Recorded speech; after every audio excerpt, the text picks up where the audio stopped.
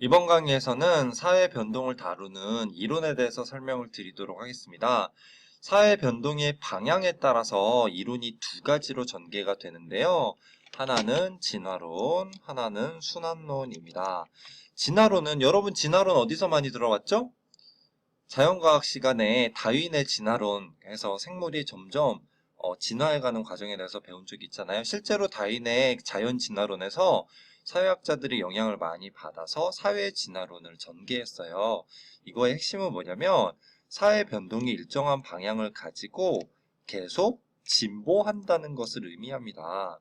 그래서 사회가 원래 옛날 우리 조상들이 살던 옛날 사회는 굉장히 단순하고 미신적이고 낡은 것을 기반으로 하고 있었는데 이것이 점점 후세로 내려오면서 복잡하고 분화되고 합리적이고 새로운 것으로 변화하면서 사회가 발전해 간다는 거죠. 그래서 아직 문명화되지 못한 사회도 변동을 통해 궁극적으로 진보를 이루게 된다고 보았어요. 그래서 이 이론은 다분히 서구 문명 중심적인 이론이기도 해요. 그래서 강대국의 발전 모델을 약소국에 강요함으로써 문화 제국주의를 합리화하기 위한 수단으로 쓰이기도 했다. 그래서 우리나라 일제시대 때 계몽주의 하다가 친일파로 돌아섰던 많은 학자들이 이런 진화론적 관점에 서 있었다라고 평가가 되고 있어요.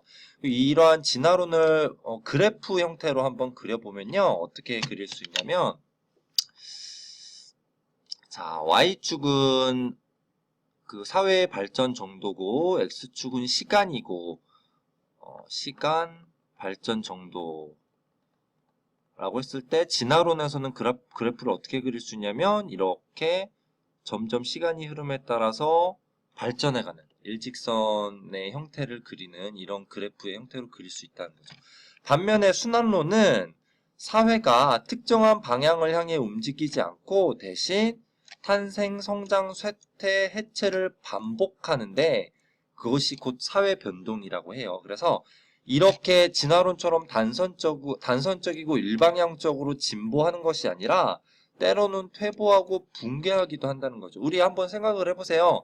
우리 국사 시간에 배웠던 여러 나라들, 신라시대, 고려시대, 조선시대 뭔가 나라가 만들어지면 성장하고 그러다가 모순이 극대화되어서 쇠퇴하고 다시 해체되어서 다른 왕조가 서게 되는 그런 역사가 반복되잖아요.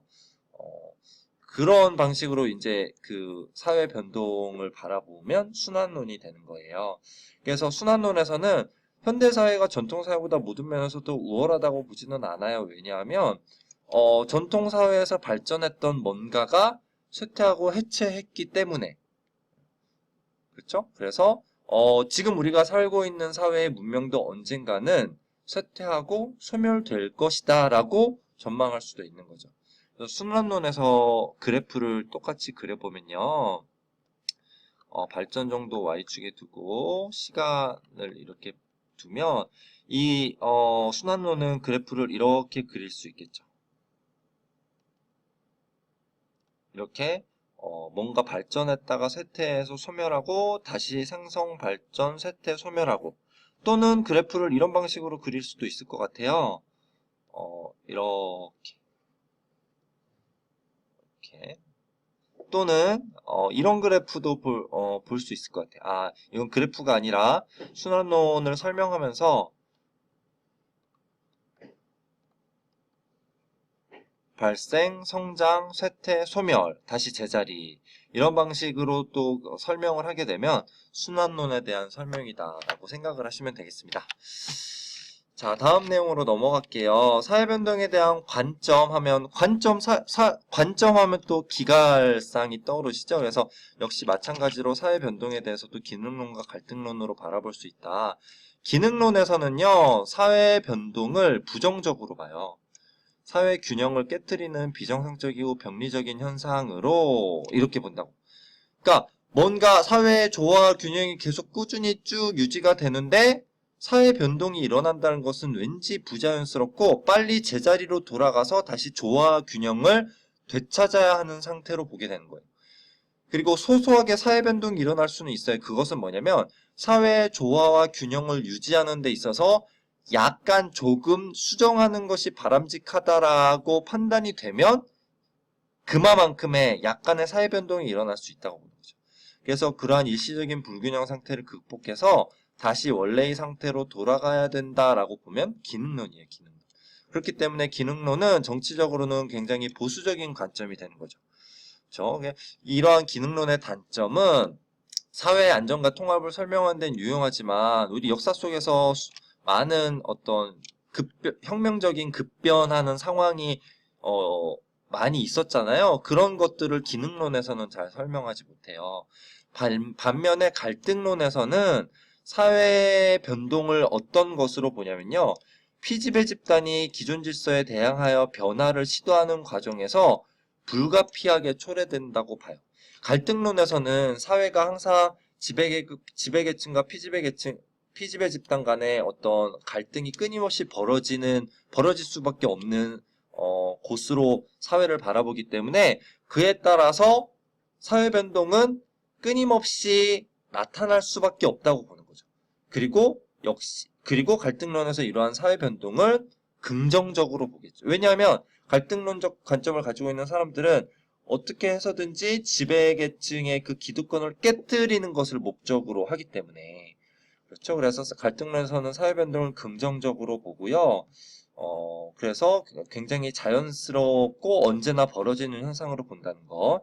그리고 이 갈등론은 역시 단점이 있는데요.